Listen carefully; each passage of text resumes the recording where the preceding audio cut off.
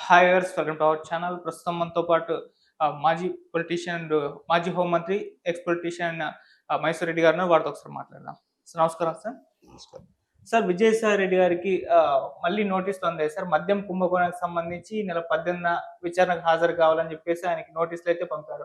అయితే గతంలో కొన్ని కేసుల్లో ఆయనకు నోటీసులు వచ్చినప్పుడు ఆయన బయటకొచ్చి మీడియాతో మాట్లాడుతూ దీంట్లో మొత్తం కూడా వైసీపీ వాళ్ళ ఇన్వాల్వ్‌మెంటే ఉంది, నాకు సంబంధం లేదన్నట్టుగా చెప్పడం చూసాం. మళ్ళీ ఇప్పుడు మద్య కుంభకోణంకి సంబంధించి విచారణకు రమ్మనేసరికి ఈసారి కూడా మళ్ళీ ఈయన ఎవరి పేర్లు చెప్తారు అని చెప్పేసి అటు వైసీపీలో కూడా భయపడుతున్నారని చెప్పేసి కూడా చెప్తున్నారు.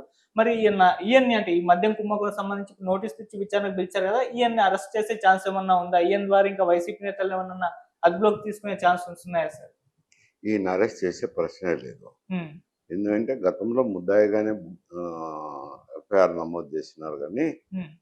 తర్వాత పరిణామంలో ఆయన ఇచ్చిన స్టేట్మెంటు, తర్వాత పరిణామంలో ఆయన ఇప్పుడు సాక్షిగానే పిలుస్తున్నారు. హ్మ్. నోటీస్ ఇచ్చింది కూడా సాక్షిగా రమ్మనే నోటీస్ ఇచ్చారు. హ్మ్. ఆయన సాక్షిగా అటెండ్ అవుతున్నారు కాబట్టి ఆయన అరెస్ట్ అయ్యే పరిస్థితే లేదు. అది అరెస్ట్ కాదు. హ్మ్. కాకపోతే ఇటీవల కాలంలో రాజేష్ రెడ్డి అని అతని ఇంటి మీద అయితేనేమి, బెంగళూరులో అయితేనేమి, ఇతర చోట్ల సోదాలు చేశారు. అవును. ఈ మద్య కుంభకోణం సంబంధించి ప్రముఖ పాత్ర వహించినారని అతని మీద సోదాలు నిర్వహించారు ఏపీ పోలీసులు. హ్మ్. ఆ సోదాలు అయిపోయిన తర్వాత కొంత వాళ్ళకు ఇన్ఫర్మేషన్ వచ్చింటది కదా. ఫర్దర్ ఇన్ఫర్మేషన్ ఎలిసిటేషన్ చేసే దానికోసం విజయసాయి రెడ్డిని రమ్మంటున్నారు. హ్మ్.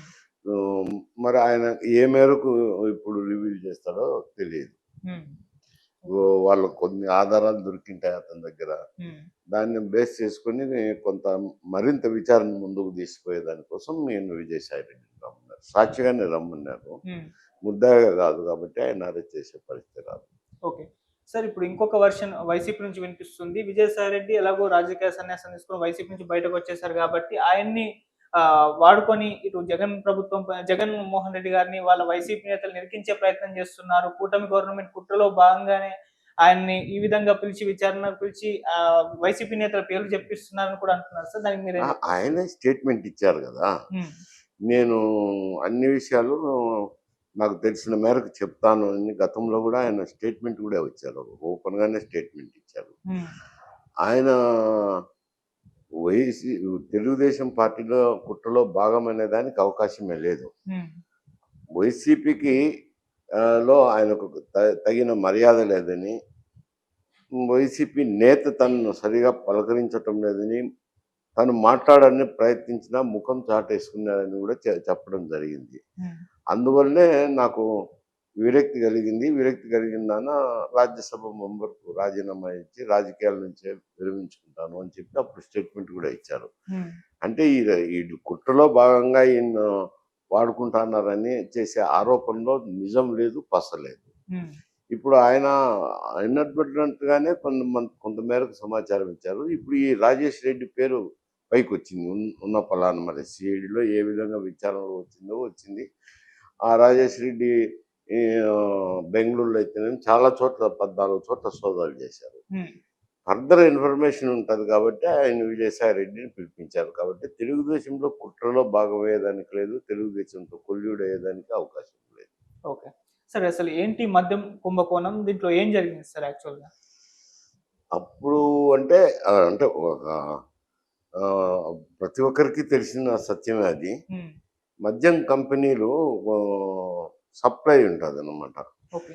ఎవరైతే 30% డబ్బులు ఇచ్చినారో, ఆ మద్యం కంపెనీ డిస్టిలరీకే వాళ్ళ బ్రాండ్స్‌కే అలో కొంటా వచ్చినారు బ్రూవరేజ్ కార్పొరేషన్.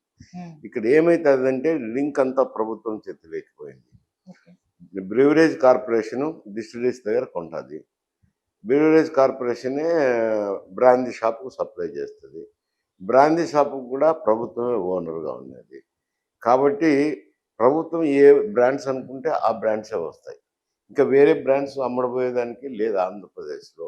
అటువంటి పరిస్థితి ఉన్నది కాబట్టి అప్పుడేదో నేను మద్యం నిలబెట్టేయాలా, అంచెలంచెలుగా నిలిపేస్తానని చెప్పి రేట్లు అధికంగా పెంచడం కూడా హ్మ్. జరిగింది. అప్పుడు కంపెనీలు, ఈ డిస్టిలరీ కంపెనీలు 30% ఇచ్చి సప్లై చేసేవారు అనేవారు. వాళ్ళ కంపెనీ డిస్టిలరీస్ కూడా చాలా మటుకు వాళ్ళ అనుయాయులే ఉన్నాయి. హ్మ్. వాళ్ళే ఇస్తుండేవాళ్ళు. అందులో రాజేష్ రెడ్డి పాత్ర అనేది వచ్చింది. ఓకే.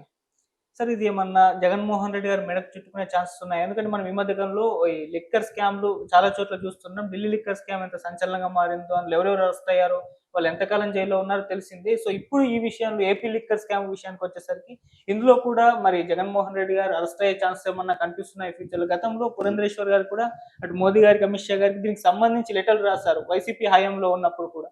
మరి ఇది ఎక్కడి వరకు దారి తీయొచ్చంటారు సార్? అంటే ఇప్పుడే ఎట్లా చెప్తాను, అది పోలీస్ దర్యాప్తులో ఉంది. ఓకే.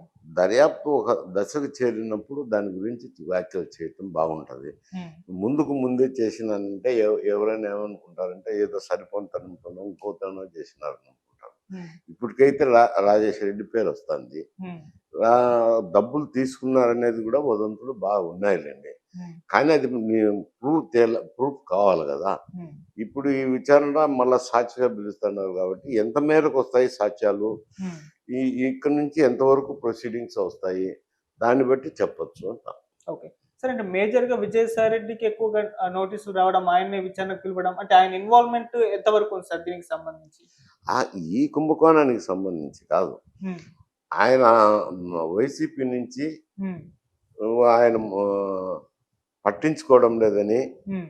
ఆయన దగ్గరయ్యేదానికి ప్రయత్నం చేసినా దూరం పెట్టాడని, కొన్ని విషయాలు దగ్గర ఇప్పుడు ఉంటాన్నాడు కాబట్టి, ఓకే. కేంద్ర స్థానంలో ఉంటాన్నాడు కాబట్టి, కొన్ని విషయాలు తెలిసింటాయని ఆయన పిలుస్తున్నారు. హ్మ్. అది ఎంత మేరకు ఈయన ఈ రాజేష్ రెడ్డి దాని మీద వచ్చిన ఏం దొరికినాయో వాళ్ళకు, దొరికిన దాన్ని బట్టి వాళ్ళు విజయసాయి రెడ్డి ఎంత మేరకు దాన్ని ఫర్దర్ ముందుకు తీసుకెళ్లేదానికి హ్మ్. ఎంత మేరకు సాక్ష్యాలు అందించగలడు అనేది బట్టి. ఓకే. సార్ విజయసాయి రెడ్డి గారికి సంబంధించి ఇంకో న్యూస్ కూడా వైరల్ అవుతుంది. సో ఆయన రాజ్యసభకు రిజైన్ చేసేసారు గదా! అటు ఆ ప్లేస్ కూడా ఇప్పుడు బీజేపీ తీసుకోబోతుంది అని కూడా అటు చర్చలయిపోయాయి. టీడీపీ జనసేనను ఒప్పించేసారు. ఆ రాజ్యసభ సీట్ ఏదో బీజేపీకి ఖాయం. అది కూడా మళ్ళీ విజయసాయి రెడ్డి గారికి ఇచ్చే అవకాశాలున్నాయని జెప్పేసి. ఎందుకంటే ఆయన కూడా బీజేపీలో చేరబోతున్నారంటూ గత కొంతకాలంగా కూడా వినిపిస్తూ వస్తుంది. మరి అదేమన్నా జరిగే ఇప్పుడు అవకాశం ఉందా సార్? ఇప్పుడు ఆయన రాజీనామా ఇచ్చినారు. హ్మ్. రాజీనామా ఇచ్చినప్పుడు ఆ సీటుకి ఎన్నిక జరిగినప్పుడు హ్మ్. ఎమ్మెల్యేలంతా ఓట్లు వేయాల్సిందే కదా. హ్మ్. ఇప్పుడు మెజారిటీ ఎవరికున్నది కూటమికే ఉంది. అవును. ఆ సీటు కూటమికే దక్కాల. హ్మ్. కూటమిలో ఎవరికి అనేది నేను చెప్పలేను. హ్మ్. ఎందుకంటే ఒకవేళ పైన అధిష్టానం ఏమైనా హామీ ఇచ్చింది విజయసాయి రెడ్డికి, ఆ సీటు విజయసాయి రెడ్డిది కదా, విజయసాయి రెడ్డిని కూటమి ప్రభుత్వం ఎన్నుకోమని వాళ్ళు బీజేపీ వాళ్ళు కూడా అడిగే అవకాశం ఉంది. హ్మ్. కాదని లేను, అడిగే అవకాశం ఉంది. మరి అది ఎంత మేరకు ఉంటుంది అని అంటే ఆయన మొదట్లోనే రాజకీయాల నుంచే